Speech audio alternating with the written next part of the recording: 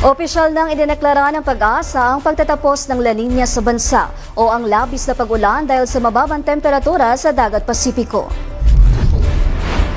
Ayon sa ahensya, bumalik na sa El Niño Southern Oscillation o ENSO neutral condition ng klima at inaasang magpapatuloy ito hanggang kalagitnaan ng 2026. Gayunman, nagbabala ang Pag-asa na maaari pa ring makaranas ng malalakas na pag-ulan dahil sa iba pang weather systems na posibleng magdulot ng pagbaha at landslide sa ilang lugar. Patuloy naman ang monitoring ng Pag-asa upang mabigyan ng agarang babala ang publiko sakaling magkaroon ng pagbabago sa lagay ng panahon. Samantala, magdadala ng pag-ulan sa malaking bahagi ng bansa ang trough o buntot ng isang low pressure area na nasa labas pa ng Philippine Area of Responsibility.